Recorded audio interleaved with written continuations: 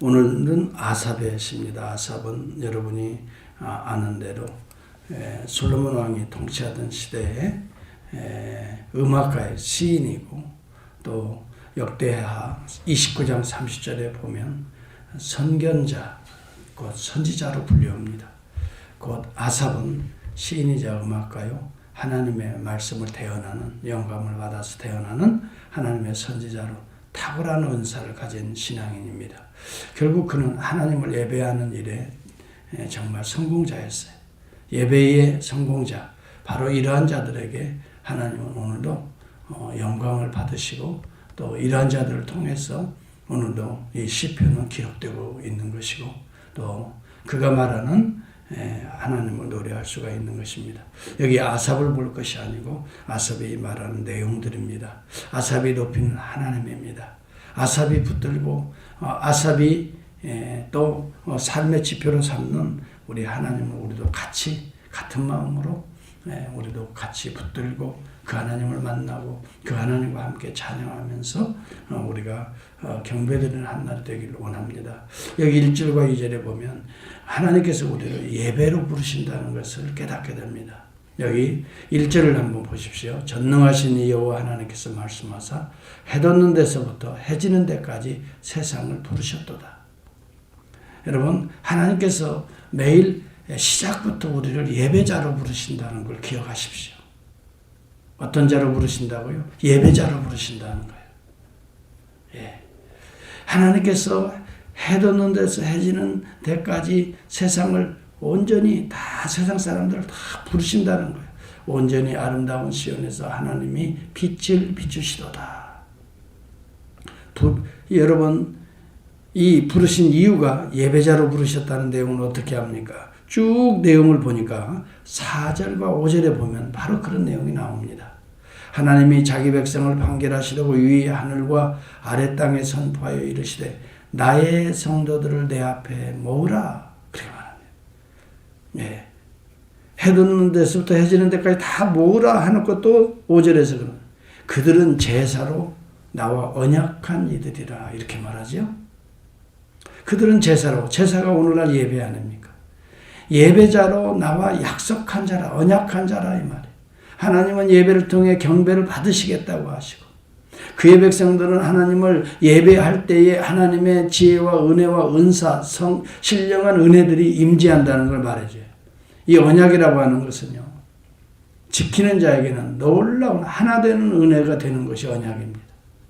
그러나 이것을 깨는 자들은 피 흘림이 언약입니다. 그래서 이 언약이란 말은 히브리 말로 베리트, 자르다, 가르다, 양쪽이 양편이 갈라져서 서로에게 신실하게 약속을 지켜나가는 것, 이것을 언약이라고 합니다. 한편이 깨지게 되면 반드시 피 흘린다. 네. 다시 말하면 죽음이다. 이것을 말해주는 것이 그렇습니다. 이 말은 하나님과 우리 사이에 예배가 없다면 우리는 죽은 인간이다. 이 말입니다. 제사로 언약한 이들이라는 걸 기억하시고 오늘도 예배자로 살아가길 바랍니다. 예배는 모여서 드려지는 예배, 흩어져서 드려지는 예배가 있습니다.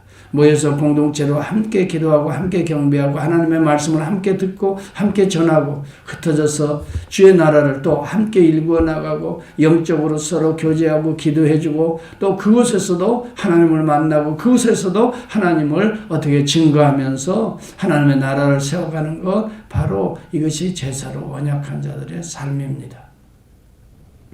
여러분, 제사라고 하는 것은 하나님이 먼저 드리셨습니다. 첫째 아담과 하와가 범죄했을 때에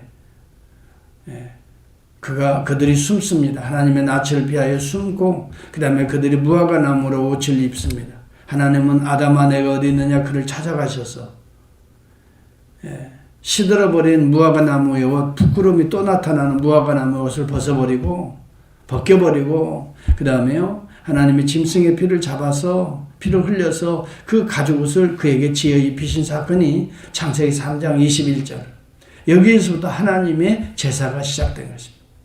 누가 짐승을 잡아 피 흘리고 가죽옷을 지어 입힙니까? 아담과 하와입니까? 아닙니다. 우리 하나님께서 하신 것입니다.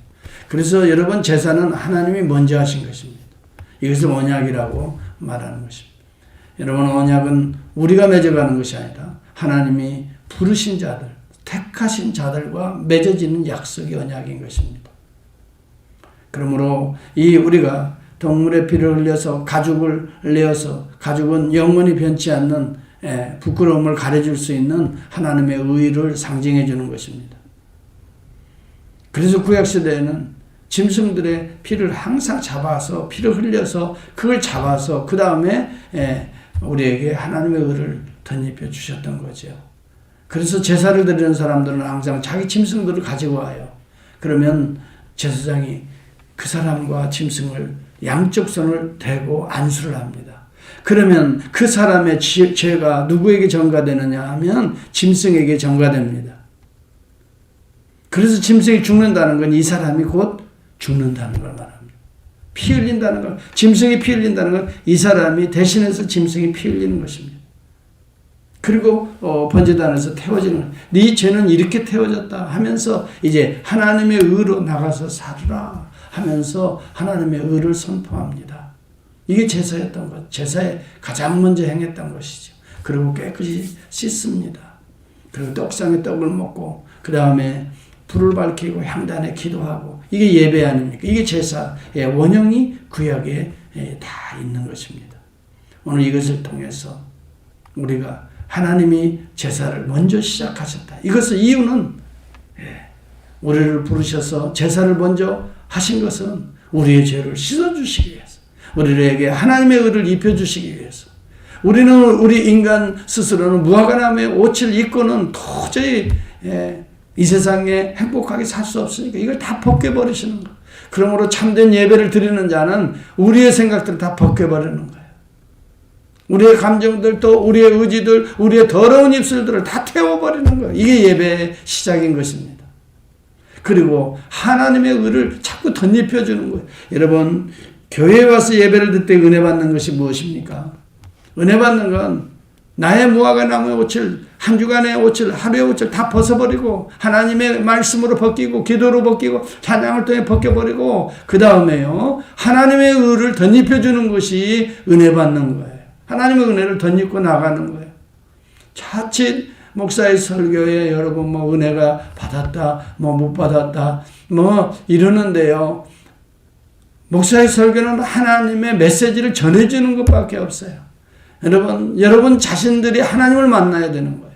교회에 와서 하나님을 만나서 나의 더러운 옷을 여러분들이 고백하면서 벗어버려야 되는 거예요. 말씀을 들으면서 찬송과 예배를 드리면서 여러분들이 먼저 벗어버릴 때 우리 주님께서 씻어주시고 그 다음에 하나님의 의를 입혀주시는 거, 이 제사로 언약을 맺은 백성이라는 걸 기억하십시오. 그런데 가인의 제사는 받지 않고 아벨의 제사만 받았다는 것도 우리가 기억해야 합니다. 무슨 말입니까? 형식적으로 제사의 형태는 있지만 내용이 없는 제사는 하나님이 받지 않는다는 것이에요. 교회에 나와서 예배의 형식은 갖추고 있지만 진짜 주님을 사모하지 아니하고 나의 죄를 정말 씻어버리지 아니하고 하나님의 의를 덧입지 못하면 이것은 여러분 예배의 형식은 있지만 내용이 없는, 그래서 여기 8절에 보면 나는 내 재물 때문에 책망하지 않으리라 그랬어요. 재물을 드리는 것이 문제가 아니라 니들이 몸이 왔다는 것이 문제가 아니라 내 번제가 항상 내 앞에 있다. 형식은 다 갖추었지만은 내 재물 때문에 문제가 되는 것이 아니라 참된 제사를 드려라. 그러면서 재물이 누구 것이냐? 네 것이냐? 네 몸뚱어리도 네 것이냐? 네가 드리는 예물도 네 것이더냐? 네가 살았던 한날의 삶도 네 것이었던 거냐? 네 힘으로 살았던 것이냐? 하면서 이야기를 쭉 9절에서 13절까지 말합니다. 살림의 짐승들과 가축이 다 내 것이며 산의 모든 새들도 들짐승도 다 내 것이미로다. 세계와 거기 충만한 모든 것이 다 내 것이미로다. 내가 수수의 고기를 먹으며 염소의 피를 마시겠느냐? 이게 무슨 말입니까? 우리의 지금 오늘날로 말하면 우리의 삶에서 이루어지는 모든 것이 다 하나님의 은혜로 주어진 것이라는 것이죠. 마치 이것이 자기 것인 것처럼 뽐내거나 자랑하거나 이것만 구하지 말고 이것을 주시는 하나님의 은혜를 감사하면서 제사를 드려야 된다. 하나님 이것도 주셨는데 내 것인 것처럼 살았어요. 내 욕심을 부리는 것처럼 살았어요. 하나님의 것이었는데 마치 내가 인심 쓰는 것처럼 살았어요. 여러분, 오늘 우리의 삶이 정말 우리 하나님 중심의 삶이 되지 않으면 우리의 드리는 제사도 헛것이라는 걸 기억하시고, 여기 본문에 보면 14절 15절에 보면 감사로 하나님께 제사를 드리라. 왜요? 주어진 모든 것이 하나님의 은혜니까. 그렇지 않아요? 우리의 생명조차도 하나님의 은혜 아닙니까? 어제 하루를 살게 하신 것도 하나님의 은혜 아닙니까? 나에게 주신 기쁨을 주는 모든 요소들이 다 하나님이 주신 거 아닙니까? 물질은 뭐 두말할 것도 없죠. 공기를 주셨잖아요, 하나님이. 그래서 우리가 호흡하고 살잖아요. 여러분, 우리의 모든 심폐의 기능을 하나님이 만들어 주셨잖아요. 양식들을 먹을 수 있는 거 여러분이 재배해서 먹는 게 아니잖아요. 하나님이 우주 만물의 공기와 습도와 모든 비와 눈, 모든 것을 다 햇볕을 비춰주시고 이래서 자라진 것을 우리가 이 통로, 여러 가지 경제활동의 통로를 통해서 먹고 있잖아요. 모든 것이 하나님의 은혜 떨어지면 여러분, 우리는 순간 어두우며 무질서요. 그때부터 죽음이 오는 겁니다. 그렇지만 하나님께서 이 땅에 우리에게 은혜 베풀어 주시는 걸 끊어진 적이 없는 거예요. 태어날 때부터 지금, 아니 그 이전부터 조상 때부터 여러분 아직 우리 후손에 이르기까지 하나님의 일반의 은혜와 특별한 은혜는 끊어지지 않는, 구원받은 것이 여러분과 제가 하나님의 부르심을 받은 것이 우리의 잘난 행위로 그렇게 되나요? 그렇지 않습니다. 하나님의 일방적인 사랑의 선택으로 부르셨도다. 누가 불러요? 하나님이 나를 부르지 내가 하나님을 부른 게 아니에요. 우리가 하나님의 이름을 부를 수 있는 건 하나님이 먼저 나를 부르셨기 때문에, 그 다음에 우리가 하나님을 부를 수 있는 거예요. 하나님의 은혜가 먼저 임했기 때문에 내가 하나님 앞에 예배드릴 수 있고 감사할 수 있고, 그 다음에요 하나님께 또 필요한 것을 요구할 수가 있게 되는 거예요. 하나님 아버지께서 우리를 낳아주셨기 때문에 내 아버지를 경배하지요. 내라는 존재가, 아버지가 엄마가 낳아주지 않았으면 어떻게 이 세상에 존재해요? 마찬가지로 우리의 영혼을 하나님이 우리를 낳아주셨기 때문에 누구를 통해? 예수 그리스도를 통해. 그러므로 오늘 우리는 우리 주님에게 감사의 제사를 드리는 것이 우선이라는 거예요. 여러분, 이사야서 29장 13절에도 보면 주께서 이르시되 이 백성이 입으로는 나를 가까이하며 입술로는 나를 공경하나 그들이 마음은 내게서 멀리 떠났나니. 하나님이 한탄하시는 문제. 하나님이 그렇게 은혜를 주시고 그렇게 살려주시는데도 입술로만 고백한다는 거예요. 혹시 이 말씀이 오늘 나의 삶을 대변하는 말씀이 아닌가 생각해 보면서 여러분, 하나님 앞에 진정한 감사의 제사를, 감사의 예배를, 감사의 기도를 먼저 회복할 수 있기를 바랍니다. 이것을 하나님이 제일 기뻐하시는 제사입니다. 여기에 하나님의 은혜가 계속해서, 감사의 제목이 계속해서 우리 가운데 임하는 것입니다. 여러분, 어제 우리 성탄 축하 겸 우리 송년 모임을 줌으로 우리 목사님들과 함께 했어요. 줌으로 저녁에 했는데 어느 목사님이 그런 고백을 해요. 정말 자기는 감사할 것밖에 없다는 거죠. 뭐가?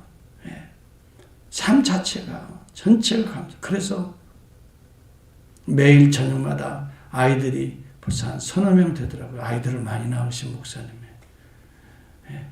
다 앉혀놓고 저녁마다 그런데요. 오늘 하루에 감사 5가지씩을 얘기하고 기도하고 잔다고 그런 얘기를 하시더라고요. 매일매일 감사 5가지를 이야기하고, 물론 이것이 형식이 되어서는 안 되겠지만 우리가 정말 감사할 것밖에 없잖아요. 그렇죠? 가만히 저도 눈 감고 생각해 보면 미천한 나를 구원해 주신 것도 감사합니다. 필요한 은혜를 다 주시고 계세요. 부족함이 없이 주시잖아요. 뭐 조금 어렵고 힘들고 불편하다고요. 이건 아무것도 아니에요, 사실. 이보다 더 어려운 환경에서도 몸부림치며 감사하며 사는 사람이 얼마든지 있어요. 우리의 마음이 너무 배불러 있어요. 너무 현대 문명에 우리 뭔가 마음이 어떻게 돼? 익숙해 있기 때문에 조금 불편하는 거예요. 그러나 우리가 원초적으로 생각해 봅시다. 우리는 태어날 때부터 핏덩어리로 태어난 존재예요. 우리에게 부모를 주셔서 이렇게 이 땅을 보게 하시고, 핏덩이 같은 존재가 이렇게 살아갈 수 있도록 주변의 모든 여건들을 다 만들어 주시고, 오늘도 우리 가운데 하나님과 교제할 수 있으니 이거보다 더 놀라운 은혜가 어디 있어요? 만물이 주님의 것 아니에요. 그래서 로마서 11장에 보면 만물이 주로부터 말미암고 주로부터 나왔고 주로 말미암고 주에게로 돌아감이라 그에게 영광이 세세 있으리로다 이렇게 찬송하잖아요. 사도 바울이 그걸 깨닫고 나서 하나님께로부터 모든 게 나왔다. 또 하나님께로부터 모든 것이 움직여지고 있다. 그러므로 또 하나님께서 모든 것을 어떻게 해요? 온전하게 만들어 영광이 돌아가게 하신다. 결국 하나님을 영화롭게 한다는 것입니다. 오늘 저와 여러분이 하나님을 잊어버리지 맙시다. 오늘 22절 한번 보고 오늘 기도했으면 좋겠어요. 22절과 23절이 결론입니다. 이것에 여러분 오늘의 기도 제목을 삼아야 됩니다. 22절, 23절 이 말씀에 줄을 커서가면서 그렇다, 맞다, 이 말씀이다. 그리고 여러분 엎드리고 이 말씀을 붙들고 묵상하면서 기도해 보세요. 놀라운 은혜가 하나님의 은혜가 임할 겁니다. 22절, 23절 같이 합니다. 시작. 하나님을 잊어버린 너희여 이제 이를 생각하라. 그렇지 않으면 내가 너희를 찢으리니 건질 자가 없으리라. 감사로 제사를 드리는 자가 나를 영화롭게 하나니 그의 행위를 옳게 하는 자에게 내가 하나님의